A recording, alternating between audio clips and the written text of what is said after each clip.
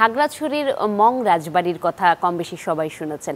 ইতিহাস এবং ঐতিহ্যের এক বড় সাক্ষী কিন্তু এই রাজবাড়ি। কিন্তু প্রাচীন এই ভবন স্বাধীনতা সংগ্রামেও অনন্য অবদান রেখেছে।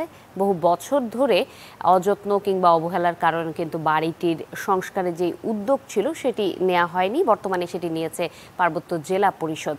পরে আসলে এই যে সংস্কার উদ্যোগটি নেওয়া হয়েছে এটি যখন সম্পন্ন হবে তখন দর্শনার্থীদের জন্য উন্মুক্ত করে দেওয়ার কিন্তু একটি সিদ্ধান্ত নেওয়া হয়েছে, সেটি কিন্তু আমরা জেনেছি। একটু ঘুরে আসবো সেই রাজবাড়ি থেকে। 5 একর জায়গা জুড়ে খাগড়াছড়ির মানিকছড়ির মং রাজবাড়ি। রাজকীয় ইতিহাস ও ঐতিহ্যের পাশাপাশি ৭১-এ স্বাধীনতা সংগ্রামে এই বাড়ির নাম লেখা হয়েছে অনন্য এক বীরত্বগাথায়। মং সার্কেলের রাজা ও রানীরা এই অঞ্চলের দায়িত্ব পালনকালে ১৯০০ সালের শুরুর দিকে এই রাজবাড়ি সহ গড়ে তুলেছিলেন বেশ কিছু স্থাপনা। বহু বছর সংস্কার না হওয়ায় জৌলুস হারাতে বসেছিল পুরো বাড়িটি।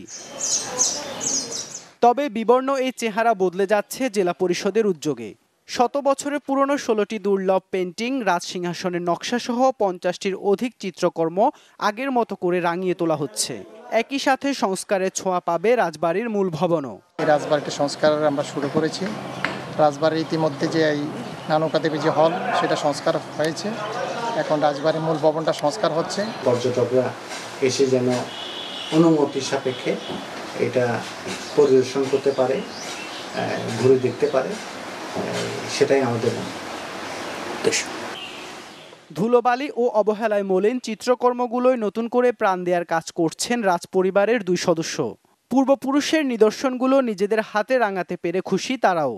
বুদ্ধের কাহিনীর পাশাপাশি এখানে কিছু ল্যান্ডস্কেপও করা হয়েছে, যেটা হচ্ছে পূর্ণিমা রাত, চাঁদনি রাতের ছবি। নতুন রূপ পেয়েছে, নতুন একটি জীবন পেয়েছে এবং সেখানে আমাদের অল্প একটু যে টাচ আপ সেটা আমাদের আর্ট অ্যান্ড কালচারের মাধ্যমেই সেটা হয়েছে। ১৯৭১ সালে শরণার্থী ও মুক্তিযোদ্ধাদের জন্য রাজবাড়ি উৎসর্গ করে দিয়েছিলেন তৎকালীন রাজা মংপ্রু সাইন। এতে পাকিস্তানি সৈন্যরা লুটতরাজ চালানোর পাশাপাশি ধ্বংস করে দেয় রাজবাড়ির মূল্যবান অনেক স্থাপনা। Desk report, channel 24।